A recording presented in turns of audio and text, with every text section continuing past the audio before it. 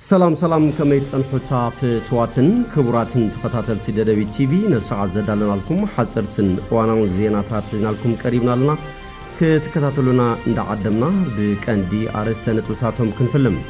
فلما غنا نزحلفو خلت سلسه معالتات بزغاطمنا تكنيكاو صقم زيناتات ابلتو نقرب زي مخالنا لعل يقريتا كحت يفوتوم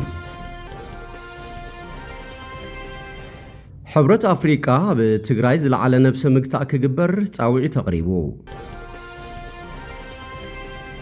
البنك تزقمت وترى جنزب كوتوب زي مخالهم نمحبر قطاو زقمات مقلعهم نبرت كتمام غلا قليصهم. بريطانيا تشاينا ترامب زي تحقوسلو مقيروز تبعالو غعزون سممعن فاتيمن تبعيلو نابزرزرو سيرنا لنا مسألة زيناتات بينيام حدش سناي مكتتال. حبرت أفريقيا بتجري على نفس مقطع كجبر تعويع تقريبه. أبو منبر كوميشن حبرت أفريقيا محمد علي يوسف بقالك فالات تجري زقن في الزلو كنتات بقرباي كتاتلو كم زلون أب قرباوان بزقات أمام عبالتات عميق سكفتا كم استسمعون قليتهم. تي أبو منبر بخلت حدار كلتشن إسران كلتون قوازرا فرنجي أب بريتورياز تختمه بحبرت أفريقيا استمر حسم معقوامي مكورات تزابوتات محلاو أقداسنته لعل مخانو دقيمو آسميرلوم كلهم وقنات لعل نفس مقطع كقبرو حد متأممانهم كلاحل حكاب زخول تقبارات كحيبو كمون كلهم اتهم قنازي تفتشمو أول بريتوريا زنبرو قديات بهانات زيتك فتحو كمزلوهم بمقلات نقديتاتاتن منفسن وعل بريتوريا ملء بملء كختلو تأويعهم حبرت أفريقيا وعل بريتوريا بملآتن عدمعان من قدن متقبار زلوه صنعتو فاينت دقيمو يرغاغصنا مو حسلامن اركن كلهم وغنا زهو دغف دما كم زقصلن غليطوم اتحبرت بمنجد العلواي درجه بانل ايثيوبيا بيلو امونغو خلتيوم حيلታት متحوارن متأممانن مفتار اب تግራይ ቀጻለ ሰላምን ምርጋዓን መንጋስ ድሉ ምላው ሓቢሩሎም بخالي زينا بጌታቸው ረዳ ዝምራሕ ሰልፊ ሕወሓት ኣብ ከባቢ ዓፋርን ጎንደርን መጥቃዕት ወጥኢኑ አሎ ክብል ተዛሪቡ በአማኻር ቀዳማይ ሚኒስትር ጉዳያት ምብራቅ አፍሪካ ጌታቸው ረዳ ዝምራሕ ተቋም ውድብ ዲሞክራሲያዊ ስምረት ትግራይ ድሑር ጉጅለ ክብል ዝጸውዖ ሕወሓት ክልል ዓፋርን ጎንደርን ዘዳው ከባብታት ኢላማ ዝገበረ መጠነ ሰፊሕ መጥቃዕትን ምፍጻም ምድላዋቱ ሙሉ በሙሉ ወዲኡ ተኽስ ጀሚሩሎ ክብል ከሲሶም እቲ ጉጅለን ስምዕ ፕሪቶሪያ ብግልጺ ከም ዝተሓሰብ ምልካት ከበድ ተጽዋር ካብቲ ዝተቀበረን ዝተሓበን ቦታ ውጪው ናብ ክልላት አምሓራን ዓፋርን ይጽጋዓሎ ይብል እቲ መግለጺ ሰልፍ ስምረት እቲ መግለጺው እዚ ወታደራዊ ስርሒት ሕግን ስርዓትን ከመውን ሙሉ በሙሉ ንውዕል ፕሪቶሪያ ብምጥሓስ ክካየድ ምዃኑ ጠቒሱ እቲ ጉጅለ ነዚ ኹናት ምሻዕብያት ሓባቢሩ ዘካይዶ ዘሎ ይክብልውን ወሲኹ ከሲሱ ኣብዚ እዋን ብጉልባብ ግዛኣታዊ ሓድነት ብኹሉ ኣንፈት ውግእን ምውላዕ ምቅርራባት ተጻፊፉ ንውጥን ኹናት ግዳማውያን ሓይልታት ከፈጽም መንግስቲ ኢትዮጵያ ብብረት ከዓሉ ይህቅናሎ ክብልውን ተዛሪቦም አባንክታት ዘቀመጡ ወጥረ ገንዘብ ከውጡ በዘይ መኻሎም ንማሕበረ ቁጣው ጸገማት ምቅልዖም ነበርት ከተማ መቀለ ገሊጾም አፍደገ ኣብ ከተማ መቀለ ዝርከባ ባንክታት መንግስትን ውልቀን ብነዋሕቲ ሰልፍታት ተገልገልቲ ተመሊአን ክረአያ ከም ዝቀንያን 10,000 ልዕሊን ብር ምውጻእ ይከኣል ምንባሩን ሓቢሮም እተን ባንክታት ዝህቦ ወጥረ ገንዘብ እናነከይ ብምምጻእ ክሳብ ትማሊ ናብ 2,000 ሙራዱን ሎም ድማ ገንዘብ የብልናን ተባሂሎም ከም ዝተመለሱን እቶም ተገልገልቲ ገሊጾም ኣብታ ከተማ ዝርከቡ ስናት ነጋዶ ብጥረ ገንዘብ እንተዘይኮይኑ ንምትዕድዳግ ድልዋት ከም ዘይኮኑ ዝገለጹ ገለ ነበርቲ ድማ ገንዘብ ብሞባይል ከመይ ከም ዝመሓላለፍ ከም ዘይፈልጡን እቲ ክእለት ብዘይምውናኖም ከምውን ኣብ ኢዶም ጥረ ገንዘብ ብዘይምህላው ንዕለታዊ ናብራ ዘድልይዎም ሸቐጣትን ኣገልግሎታትን ክረኽቡ ዘይምኽኣሎም ኣፍሊጦም ካብተን ባንክታት ገንዘቦም ምውፃእ ዝተኸልከልዎ ከይኣክል ኣብ ዝተፈላለዩ ሸቐጣት ዝረአ ቁልጡፍ ወሰኽ ንስሩዕ ከይዲ ምንባር ዝርብሽ ምዃኑ እውን ጠቒሶም ባንክ ንግዲ ኢትዮጵያ ዲስትሪክት መቀለ ድማ ምስ ዋና ማእኸልቲ ባንኪ ኣብ ምዝርራብ ከም ዘለውን ኣብ ሓፂር ግዜ ፍታሕ ከም ዝወሃቦ እምነት ገሊጾም ኣለው ኣካየደ ስራሕ ቢዝነስ ባንክ ንግዲ ኢትዮጵያ ጨንፈረ ገኣዚ ኣይተነጋሃይሉ ኣብ ከተማ መቀለ ባንክታት ንዓማዊለን ስሩዕ ግልጋሎት መሃብ ደወብ ዘበላሉ ብርኪኤን ዝርከባ ባንክታት ዳሽንን ሕብረትን ንዓማዊለን ውስን ጥረ ገንዘብ እንትህባ ኤቲኤም ማሽን መብዛሕትአን ባንክታት ካብ ስራሕ ወጻኢ ኮይነን ኣለዋ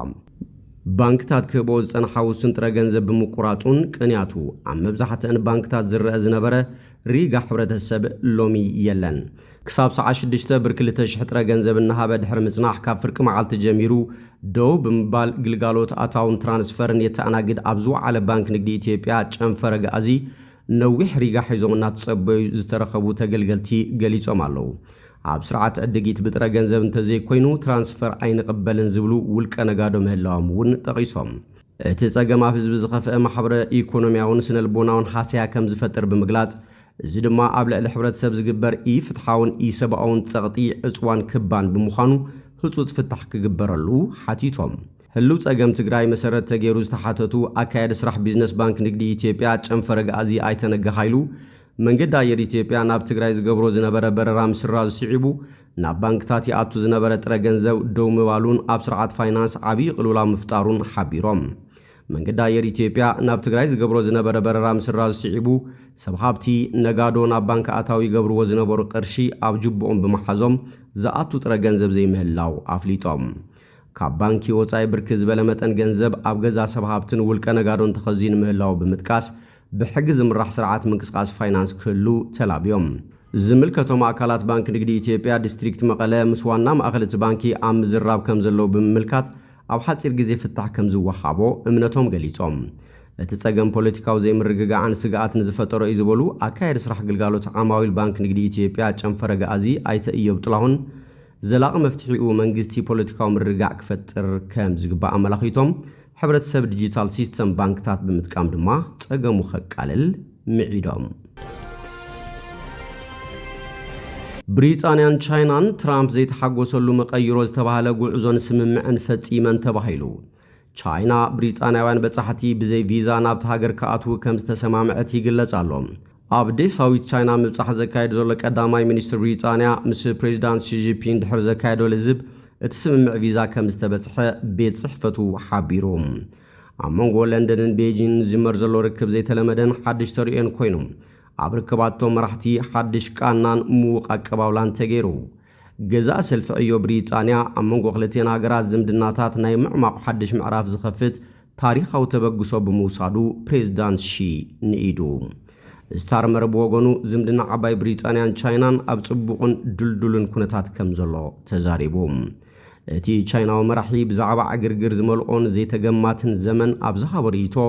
ብፍላይ ካብ ፕሬዚዳንት ኣሜሪካ ዶናልድ ትራምፕ ዝረኣዩ ዘለዉ ድሌታትን ምፍርራሕን ጠቒሱ ኣብ ዝምድና ቻይናን ዓባይ ብሪጣንያን ዓቐብን ቁልቁልን ከም ዝተረኣየ ዘይሓበእሺ ኣብዚ እዋን እዚ እቲ ርክብ ምሕዳሱ ዘይተርፍ ምዃኑ ዘለዎ ተስፋ ገሊጹ እዚ ዑደትን ስምምዕን እዚ ቀዳማይ ሚኒስትር ዓባይ ብሪጣንያ ፕሬዚዳንት ኣሜሪካ ዶናልድ ትራምፕ ምስ ቻይና ስትራቴጂካዊ ሽርክነት ብምፍራማ ኣብ ልዕሊ ካናዳ 100% ቀረጽ ከስገድድ ኣብ ዘፈራርሐሉን ንግዳዊ ውጥሪ ኣብ ዝለዓለሉ ዘሎ እዋን እዩ ዝካየድ ዘሎ ትራምፕ ብዛዕባ ውዕላት ብሪጣንያን ቻይናን ኣመልኪቱ ሓደገኛ መንገዲ ምዃኑ ንብሪጣንያ ከጠንቅቓ እኳ እንተተሰምዐ መንግስቲ ግን ትራምፕ ብዛዕባ መገሻ ስታርመር ኣፍልጦ ከም ዘለዎን ዘድሊ ምምኻር ከም ዝተገበረን ኣመልኪቱ እዚ ኮይኑ እምበኣር ካብቶም ተበፂሖም ዘለዉ ሓደሽቲ ስምምዓት እዞም ዝስዕቡ ይርከብዎም ፓስፖርት ብሪጣንያ ዘለዎም በጻሕቲ ን30 መዓልትታት ብዘይ ቪዛ ናብ ቻይና ክኣትዉ መዓዝ ከም ዝጅምር ብንጹር እኳ እንተዘይተፈለጠ ኣብ ዝቐልጠፈ ክትግበር ምዃኑን እዩ ዝግለጽ ዘሎ እቲ ስጉምቲ ንኣማይ ተሸሓት በጻሕቲ ጽቡቕ ብስራት ክኸውን ትጽቢት ይግበር ኣብ 2024 ጥራይ ልዕሊ 600,000 ብሪጣንያውያን ድማ ናብ ቻይና ከም ዝበጽሑ ይግለጽ ምዝ ተኣሳሲሩ መንግስቲ ዓባይ ብሪጣንያ እቲ ስምምዕ ቪዛ ነቲ ሃገር ምስ ፈረንሳይ ጀርመን ጣልያን ኣውስትራልያን ጃፓንን ካልኦት 50 ሃገራትን ከም ዝሰርዓ ገሊጹ ቻይና ሓንቲ ካብተን ብቁጠባ ሓያላት ሃገራት ዓለም ብምዃና ትካላት ንግዲ ብሪጣንያ ኣብ ቻይና ኣሰር ዘንብራሉ መንገዲ ክሓታ ጸኒሐን ኢሉ ኣብ ንግዲ ወፍርን ቴክኖሎጂን ንኽልቴን ሃገራት ዘርብሕ ዝለዓለ ምትሕብባር ክግበር ድሕሪ ምስምምዖም እቲ ብሓሙስ ዝተገብረ ወሳኒ ምምዕርራይ ዝምድና ዓብዪ ሞገስ ረኺቡሎም መንግስቲ ዓባይ ብሪጣንያ ኣብ ቻይና ንግድን ዝገብራ ትካላት ዓባይ ብሪጣንያ ንጹርን ሕጋውን ቀያድ ሕግታት ዘቐምጥ ስምምዕ ኣገልግሎት ኣብ ዋጋ ዕዳጋ ከእትዋ ድየን ኣየእትዋን ንምዝህሳስ እውን ተሰማሚዐን ምህላወን ተገሊጹ ዓባይ ብሪጣንያ ኣብ ፋይናንስ ክንክን ጥዕናን ኣገልግሎት ሕግን ዝኣመሰሉ ኣገልግሎታት ናብ ቻይና ክትልእኽ ኣብ ቅድሚት እትስራዕ ሃገር ኮይና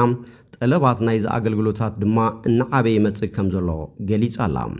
ከም መርኣያ ናይዚ ድማ ንሙያዊ ብቕዓት ብሪጣንያ ፍሉጦ ንምሃብ ዘኽእል ስምምዕ ኣብ ትካላት ቻይና ከም ዝኸፍት ገሊጻ እዚ ከምዚ ኢሉ እንከሎ ኩባንያ መድሓኒት ኣስትራዘኒካ ክሳብ 2030 ቋጽራ ፈረንጂ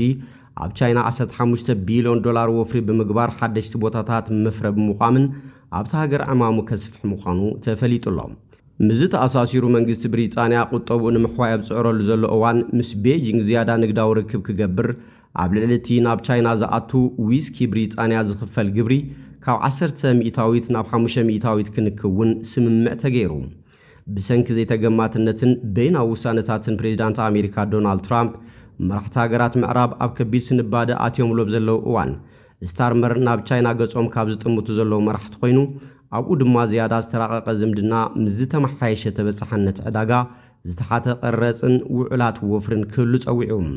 ብመሰረት እቲ ብሓሙስ ተኸተመ ስምምዕ ክልቲአን ሃገራት ኣኽበርቲ ሕጊ ዓባይ ብሪጣንያን ቻይናን እተን ዘይሕጋውያን ስደተኛታት ንመትረብ እንግሊዝ ክሰግሩ ዝጥቀሙለን ስራሓት ቻይና ዝኾና መራኽብ መሸጠን ደው ክብል ተሰማሚዖም ብሪጣንያ ነቲ ካብ ፈረንሳይ ብመንገዲ መትረብ እንግሊዝ ኣቢልካ ዝግበር ዋሕዚ ዘይሕጋውያን ስደተኛታት ንምዕጋት ዝተፈላለዩ ጻዕርታትን ፈተነታትን ክትገብር ከም ዝጸንሐ ዝፍለጥ ኮይኑ ሕጂ ድማ ተነሰጋገርቲ ዝጥቀሙለን ንኣሽቱ ጀላቡ ካብቲ ስራሓሉ ቻይና ደው ብምባል ነቲ ዋሕዚ ሓጋዚ ዕግታ ክኸውን ይኽእል እዩ ካብ ዝብል መረዳእታ ምስ ቻይና ኣብ ስምምዕ በፂሓላ